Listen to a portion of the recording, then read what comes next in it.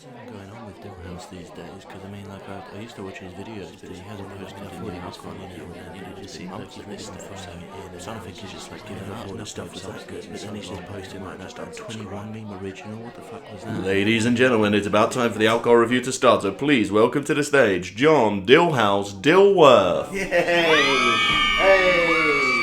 Hey! How you doing, everybody? Hey! We having a good time tonight? Huh? Thank you. Ladies and gentlemen, welcome back to the alcohol review. I'm your host, John Dilhouse Dilworth. I'm excited as ever to be here. But before we kick into the drinking, how about some topical material? Liz Truss has just become Prime Minister, and I'm starting to hear... She's resigned already, mate. She's gone. Ah, oh, fuck, yeah. I wrote that one a while ago. The midterm elections in US. What's the deal with airline food? The only food I'm trying to eat on an airline, personally, is a pussy or cock. I'm trying to get in the Mile High Club, if you understand me. Matt Hancock's on I'm a Celebrity these days. They're going to start calling them, instead of the Bushwhacker trials, or whatever it's called, they're going to call it the fucking stupid cunt trials. Yeah? Fucking big old wanker, Matt Hancock. Yeah? Woo! We're back. That was great. That was really, really strong intro. Let's get into the meat and potatoes.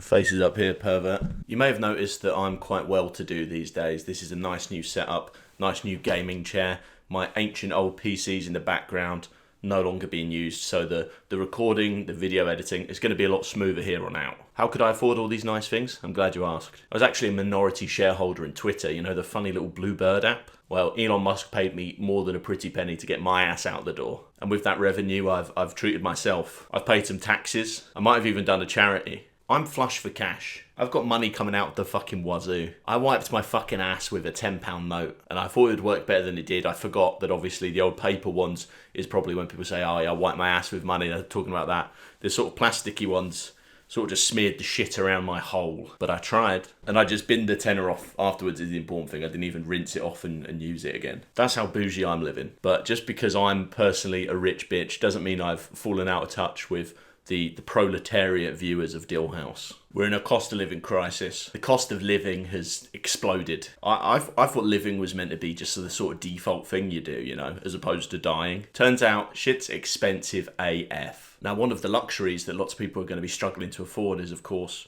alcohol. Alcohol, it's very nice, you know, makes you feel warm inside, which could save money on your bills, but also not really essential to your living unless you're an alcoholic, which I'm not. I'm a connoisseur, but I've been keeping an eye on the alcohol problem, especially as it pertains to one of my favourite drinks, which is the classic G&T, the gin and tonic. And I'm going to share some handy little tips and tricks with you all. If you want to continue getting bevved up on the low, I've got your back. Now, this is what you would call sort of your classic G&T. This is Gordon's London Dry Gin and Diet Tonic. I've gone for the diet option because, you know, a minute on the lips, a lifetime on the clit. Not funny. Gordon's Gin and Tonic, good stuff. Quality gin, nice enough tonic, I suppose. If you're out at a club or a bar, this is probably your go-to. In the supermarket, though, not the most cost-effective option. 4 cans of this bad boy, it's going to run you back £6. That's £1.50 for 1 can, which is only 1.3 units of alcohol. Not good value for money. But is it tasty? Does Johnny like it? Let's find out. Cheers. Mine's a Gordon's, as you well know.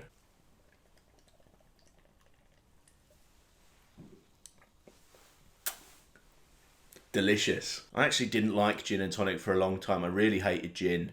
And I just assumed that gin mixed with anything would taste bad. Tonic water on its own is not particularly nice, but actually the sort of weird neutralising effect that one has on the other, it's sort of become a favourite of mine recently, you know, where it's pretty...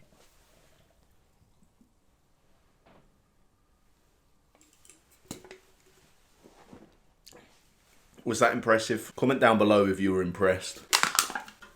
Good stuff. That was a real treat. A classic gin and tonic for a classic man. Wow, woo, wee, wow. But John, I hear you all saying, what if we can't afford to fork out £1.50 for 1 can of gin and tonic that's only 1.3 units of alcohol? Well, let's have a look and see what's next up in Daddy's bag of tricks. And no, I don't mean my scrotum. Wham bam, thank you ma'am. This is Tesco's own London Dry Gin and Diet Tonic. Same strength as the Gordon's, 1.3 units per can. £1 per can rather than £1.50. A huge saving, I think we can all agree. If you look after the 50 pennies, then the £50, they'll look after themselves.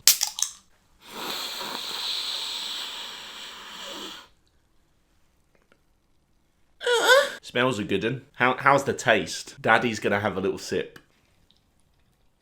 Quality stuff. And dare I say it, and you know, gin snobs out there are going to take me to task for this one. Cannot tell the difference between that and the Gordon's. They're both gin and diet tonic. Only difference I've noticed is this being 50p less expensive. So, you know, for all my tonic heads out there, you're going to Tesco, you've got a decision to make.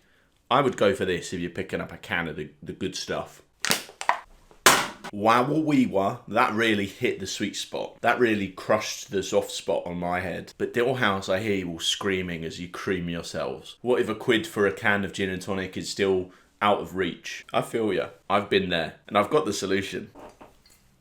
Voila. From the makers of Tesco's London Dry Gin and Diet Tonic, it's Tesco's London Dry Gin. And then separately, it's a bottle of Tesco's low-calorie Indian tonic water. 13.1 units of alcohol in this bottle. So that is roughly 10x what you would get in a can of either of those gin and tonics, because they were 1.3 units each. This fucking thing, £6.15. Gordon's worked out £1.50 for a 1.3 unit drink. Tesco's own gin and diet tonic worked out £1. This works out, if I'm doing my maths right, and there's a good chance I'm not, about 62 pence. This is the real cost of living beater, folks. You mark my words, we're going to see Diane Abbott drinking this on the trains sometime soon, and more power to her. Daddy wants a drinky.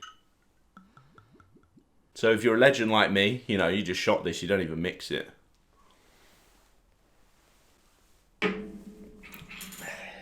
It's not the nicest gin in the world, but make do, don't you? You make do. If you're a little bit bougier, you bring out the mixer that you bought separately. Bottle of this shit was 70p.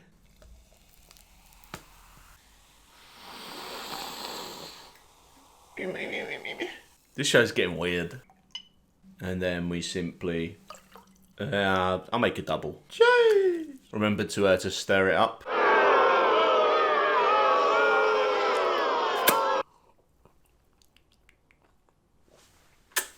Chef's kiss. Quality stuff. So there you go, you're welcome. Those are your tips. I've solved the cost of living crisis as far as it goes for gin drinking. And I made myself a bloody nice little bevy to see us off with. Thank you for watching. Remember to like, comment, subscribe. Remember to rate this video 5 stars. Reblog this video. Go on Twitter, pay $8 to verify yourself as Dilhouse. Tweet racist things about South Africans at Elon Musk. The usual. I'll see you next time.